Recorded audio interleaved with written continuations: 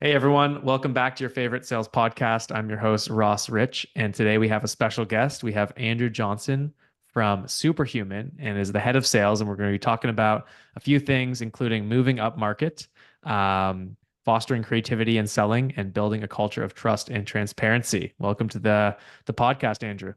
Thank you, Ross. Excited to make this happen. Amazing, amazing. Well, before we dive into those strategies and tactics, maybe so the audience gets to know you for a second, how did you find your way into sales and revenue leadership? Long story. Hopefully, I can make it as short as possible. So I'll take it all the way back to just coming out of college. I Mhm. moved to LA. No job, had an internship actually in the entertainment industry. So if you remember Entourage, which I'm probably dating myself now, A great show. I was Lloyd. So I did Lloyd for the first couple of years out of school. I worked at a big talent agency. Wanted to be a talent agent for a long time, um, but basically was selling. Right, I learned a lot of great things about sales. That eventually led me to, I was reading like TechCrunch in my spare time, was more obsessed with like the tech world than I was entertainment as time went on. And so found a startup in the kind of Silicon Beach, they used to call it, which is the worst name ever, in Santa Monica area. Yeah, And yeah, the rest is history. A small e-commerce startup, about 20 people, was amazing. bootstrapped aside from small venture backed and started doing BD and sales there.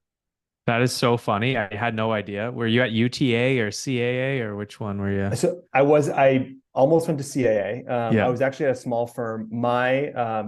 My wife, her cousin is actually a talent agent, and so she worked for a company called Gersh. yeah. So worked alongside her, and then I actually ended up going to a production company that did The Office and Ugly Betty and The Tudors. So got out of the agent world, but then went to the production side of the house before moving over to the dark side and tech sales.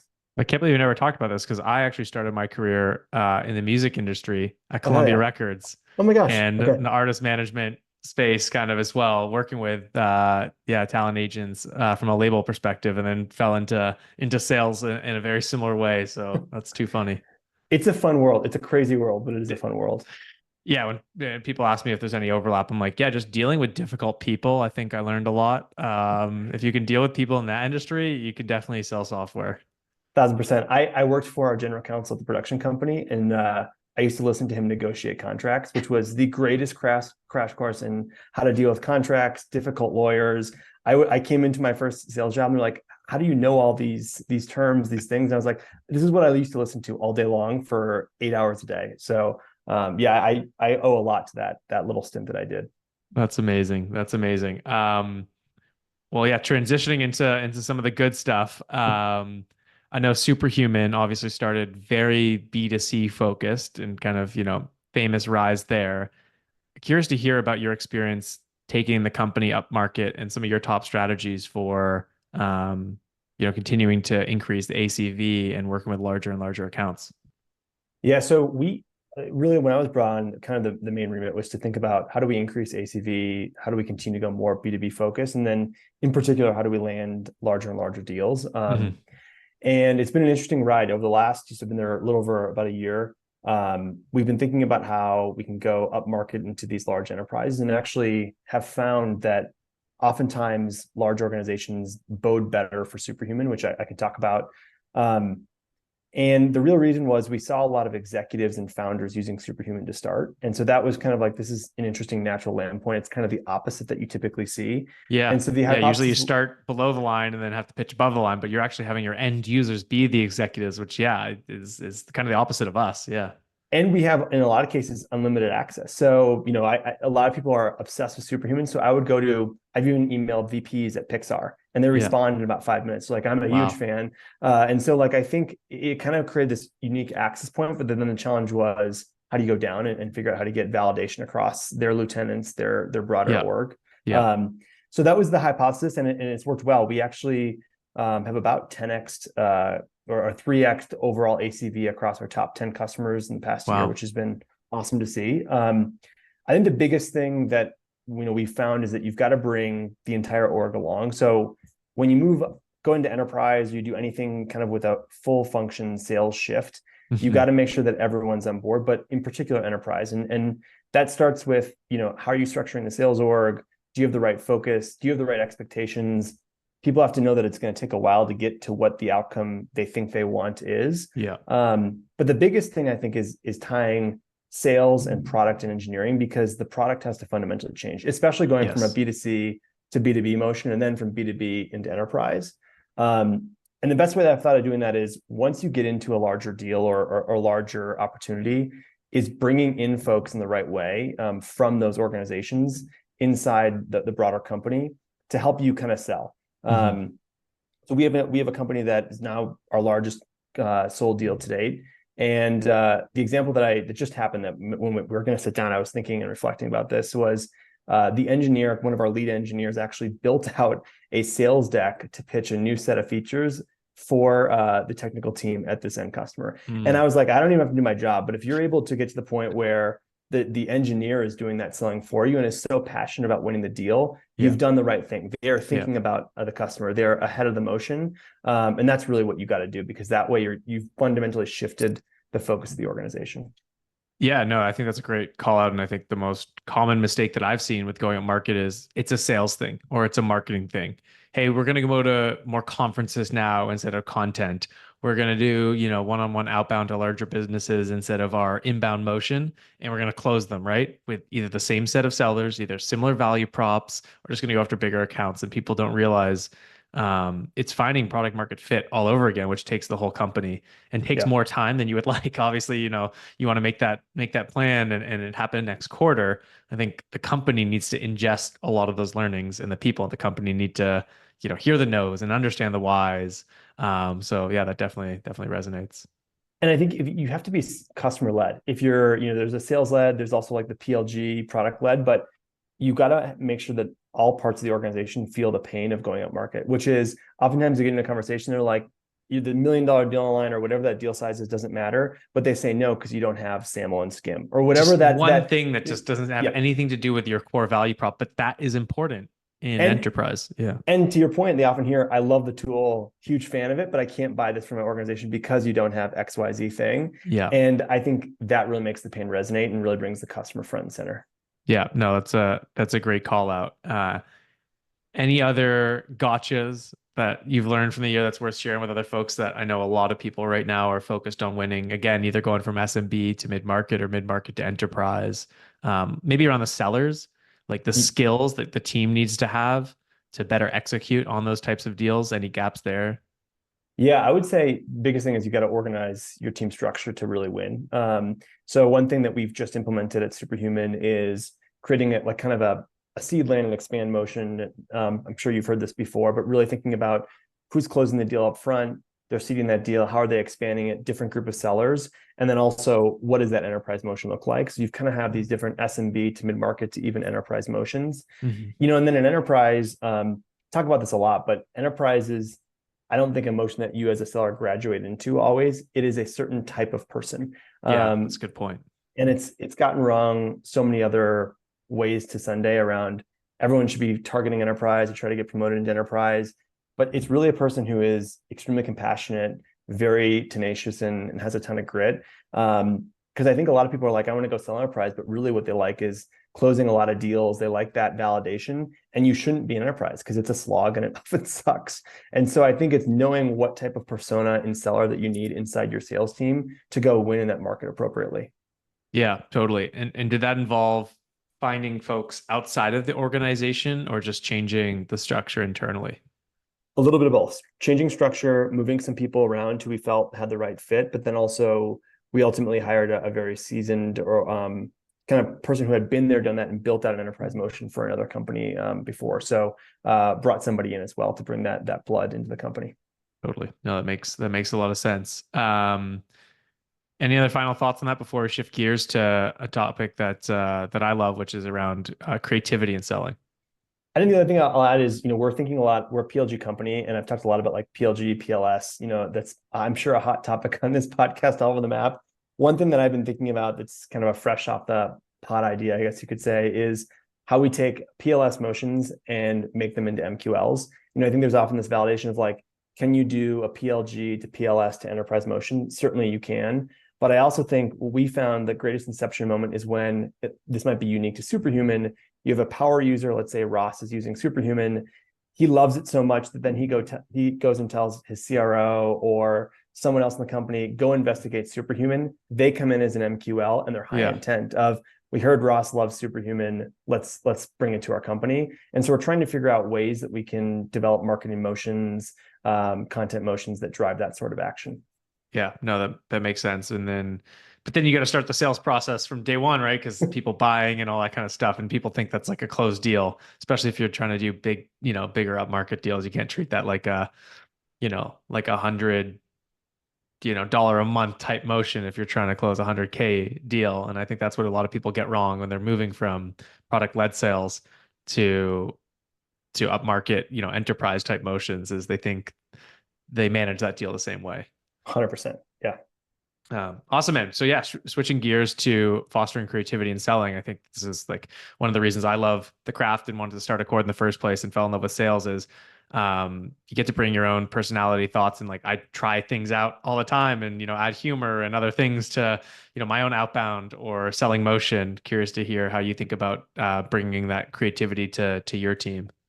I think what you just said is what I was going to touch on first, which is it starts with you as the CEO or as the VP of sales or CRO. If you are not getting into the deals, I don't care how big your company is, and trying to show like that creative muscle or being willing to take an idea that a rep has and helping them think about it, refine it, and execute it, you're not really doing your job, in my opinion. Like that is one of the core things that you need to be doing. Yeah. And I think that starts with you. And that's not only pushing it to your other peers at your level. So asking the VP of Eng to do outbound for it. Does he know anybody? Like thinking of different ways to do Yeah. this.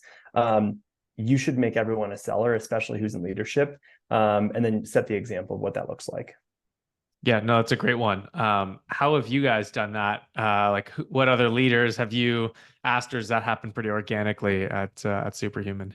It's been slow, but I will say our head of finance, whose also name is Andrew, he might kill me for putting this out there, but I've basically given him a quota, and he's taken on a quota. We talked about this like as we built out our sales plan for the year, and he actually does this great move, which is his idea, not mine, where inside of contract negotiations for our vendors, he slips in like, hey, you guys should look at Superhuman. You have a user or two that's using it already. Would love to talk to your sales team, because we often sell to sales organizations, and we get like this natural, because they're trying to close a deal. Yes, I love that. Into our intro to their CRO. And oftentimes, because Superhuman typically lands pretty well, it opens and it works quite well. And we've done this, I probably shouldn't say how many times, but it is a phenomenal method to like leverage our VP of finance to get into organizations. So that's just one example. No, that's a perfect example of both creativity as well, starting from the top. I'll have to think about what that looks like for Accord uniquely in terms of our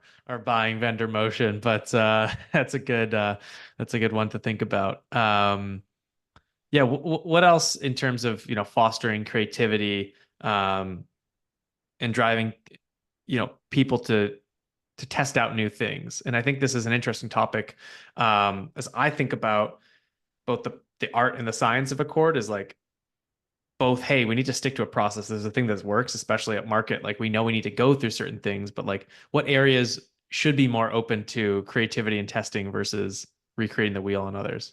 Yeah, I think so. First off, like snapping people into the funnel is the big one. So how do you get people into the conversation in the first place? Yeah. Tons of ways to be creative there. And I think a lot of ways that people have done that are the boring traditional ways that everyone's sick of, that you can now kind of create like a frame shift to get people in the funnel. So that's one. Yeah. And I can talk about an example there. The other one is just overall negotiation. So when it comes to the actual deal making, I think one of the most fun parts about the job is figuring out how do you create a contract or a structure that incentivizes the customer and also creates the right business outcome for the company. And so a lot of wiggle room within the confines of like, how do you discount, which should be a stable process? And then how do you get the right criteria to move a deal forward, which is in stages? That should also be a rigorous process to make sure it's qualified appropriately. But I think in and out of those folds, get people re-engaged, get them excited about the product. There's a lot of creativity that can be done to progress a deal forward or create the right outcome faster for a customer. Yeah, we'd love to hear some examples that you might have. Yeah, I think the one that we just did recently was company is hesitant to add new tools, trying to get them into the funnel, have a couple power users at this organization. So what we did is we actually partnered, one of our AEs came up with this idea, went to that power user, the champion inside the org, and said, what if we gave you a license? So we'll give you extra free seats or a free window to use Superhuman, so longer than we normally would use. Plus, the more seats that you drive to sign up will increase your discount percentage. Mm. And so it's like this guy has this competition to go internal, get everyone on board, and then he can bring that to his his ops team or his IT and also finance team and say, hey, I got 100 people who are interested. They're seeing this validation of the tool really being meaningful. Oh, and by the way, I drove down our discount percentage because we got this sign up. Now, that finance person might not like them because now they're asking for budget for a new tool. But at the end of the day, you're creating this like creative ownership inside the company you're trying to sell to. So that was one thing that we've done, kind of more top of funnel to open up the door. And then from the negotiation standpoint, I think there's just people limit themselves too often to just the seat-based pricing model. Yeah. You've got to obviously work with what your system and what your backend can do, but there's a lot of unique ways you can structure like activation-based pricing or usage-based pricing. And I think you open your door to match and meet the customer where they're at versus trying to inflict a model that is only something that works for you. And so we've done a lot of that as we've sold up market. Bless you. Thank you. Interesting. Yeah, I think creating win-win scenarios is definitely that example's awesome. And even like maybe an ELA type model, just like how do you make it work for the customer, and everyone's unique and everyone has a weird way of looking at money in or revenue spend or what the CFO cares about. So yeah, I feel like there's usually an easy way to like unlock a contract that isn't about the dollar amount that we kind of get stuck on a lot. So I think that's a great example of in negotiating, figuring that out. Any examples? I know top of funnels, top of mind for a lot of people. And I think that's, like you said, probably the number one area that people get stuck in their ways around and kind of seems boring. What ways have you guys thought about, changing messaging or channels or kind of getting creative around top of funnel? I think, we've done I'm trying to think of one that we did recently. I think the biggest thing is we try to identify power users and champions inside organizations. And so that's our biggest linchpin, right? Is people tend to love Superhuman. They tend to be evangelists. And if we can arm them in the right way, now this might be unique to us, but every company has their way that they can find these linchpins. And so what we've done is we take that B2C model and like amplify it and then use it kind of against that company, if you will. So again, I had a customer who we were talking, they were selling us, we spoke to them. I gave this sales leader a specific discount for his team. And then I posted on LinkedIn and I said, anyone who uses this product with a domain at this company gets an additional discount off. And I leverage my network. And so we've done things like that. I just had a colleague of mine who's a sales manager on my team who responded to the CMO of Gong. And then the CMO said something funny back on like a message that he had. Yeah. Then quickly sent him a message of like, you should use Superhuman. He responded and said, as long as it's free for life, I'll give it a shot. And we agreed. And so like, I think you can create these opportunities we call it create delight. It's actually a value at Superhuman. And so you can create these delightful interactions that remove people from a traditional sales process that then get them to honestly owe you one and maybe bring you into their fold. And again, you're meeting the customer where they're at. And I think it's just be human, it sounds like, right? Like just get out of the structure of corporate jargon and whatever. And that's what I try to do. Yeah. With kind of just email in general is like, hey, we, change it up a little bit. And I think it's actually been easier to stand out with all of this AI and mass email sending the last, decade, to stand out as a human, because everything else feels so structured and like 100%. playbookized. Yeah. 100%. Yeah. I think we're going back to that world of like network community-based selling and then being a real person. I know it seems simple, but really so many people don't do it that it almost stands out. Completely. Well, to round it out with the last topic, building a culture of trust and transparency, which I think has a lot to do with kind of the first couple topics, especially like feeling open to, trying new things and being creative and everything. What does that look like for you, and why is this kind of one of your top topics for execution excellence? Yeah, I think the first two topics we're talking about don't happen unless you have this, especially when you're early on and you're moving up market and you're trying all these new things. People have to know, one, that they can fail and they can fail in the right direction, right? That it's okay to test things out, put yourself out there. And so I think doing this has to happen almost sometimes before the other things. So the first thing that I do, I think, just is kind of being open, right? So I try to start every one-to-one and or meeting that I have with my leadership team, where we go around the horn and we say, where is everyone at 0 to 10? I learned this from a mentor of mine. And the funny thing is the only ranking you can't say is 7, because 7 is a non-answer. And so you can be 1 through 6 or 8, 9, 10, but you cannot be a 7, because it's I just like love that. blah answer. But the idea is, if you're not a 10, what's contributing to you not being a 10, and what would make you a 10?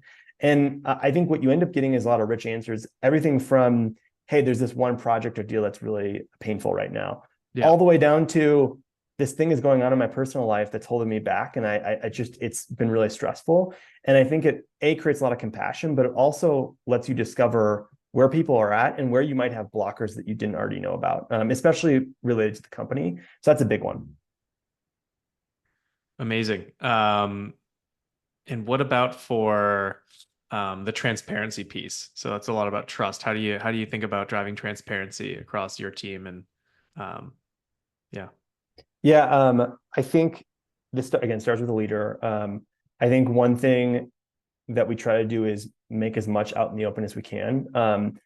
I probably err on the side of being an oversharer, that when you look at like the traditional sales leader executives, they're like, don't do that, but I've found, within the right scope of frame, especially in sales teams, because there's so much stress and so much roller coaster moments, the more that you can give people understand where you're thinking, where you're going to go, and what the org is thinking about, yeah, and also what's painful for you versus what's joyful for you, the more I think sellers and people on your team is in these kind of high pressure situations will show up, and have compassion for what's going on. So I think it starts with me and starts with the org leader, and then it yeah, stems from there. The other thing that I try to do is I try to make nothing off limits. So I think one thing that I talk about, we have actually kind of a superhuman norm around this, which is non-blocking feedback. So more feedback, challenge someone directly, but it should never like stop them from moving forward, right? Like, mm, you should call your piece.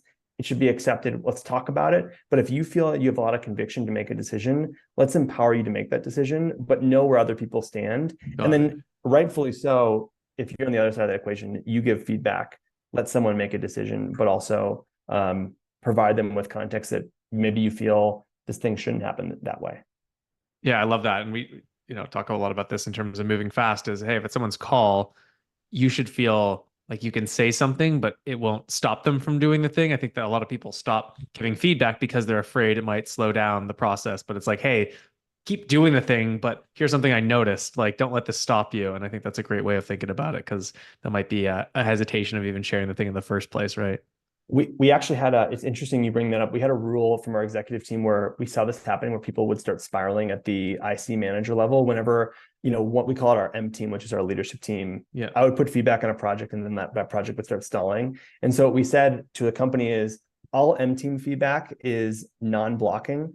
So if we don't respond within a certain time, we put feedback on there, you can ignore it completely, Yeah. unless one of us is the DRI on the decision. Yeah. And so we tried to really make it clear for everyone else to understand when or when not we have to be involved, or if it's just feedback for the feedback's sake. Yeah. No, that's a great point. Is, yeah, maybe you have this doc and someone, you want their thoughts. But do we have to resolve every little detail, and are they even going to get back to it is the most important thing for them? That happens all the time. So I think that's a great way of looking at things. Yeah, any final examples in terms of, how you think about building a culture of trust and transparency on the team? Yeah, I think the last thing is just I try to the empowerment side, the ownership piece. Actually was watching one of your most recent podcasts, and it talked a lot about ownership, which I love. And I think the biggest thing is, you empower people to act like a GM. And so what I often ask is, they'll ask me for things, and I'll just say, you go build it first. Like, you go do this thing, or write the email for me, and then I'll Yeah. critique it. And I think what that does is, one, it makes them think more holistic about what they're trying to solve.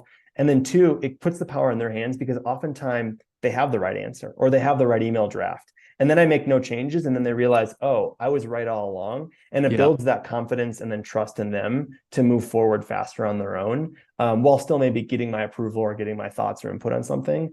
And so I try to encourage more of that, like, you go first mentality. You build it for me. Show me Yeah. what you want. It's hard, because as a leader, you want to like course correct all those things, but if you can sit back a little bit and let that happen, it tends to help. No, it's a great thought and framing it as a draft instead of the final thing maybe, helps them get over the hump of doing it in the first place. It's like, oh, I can just like write down a few thoughts. And then even if you have a couple edits, it's like, well, I got 95% of the way there. Yeah, To get over that hump. That's a great call. But no, this was a fun conversation. Everything from, moving up market and some tactics around that, how to get creative and just like you said, be a human out there for the superhuman episode, and ways to build a culture of trust and transparency. So really appreciate you taking time out of your busy day to jump on here and share some thoughts with the community. of course, anytime. Awesome, man. Well, we'll see you at SaaStr soon. Hopefully this ages well, in terms of the time we launch this. And yeah, again, thanks so much, Andrew.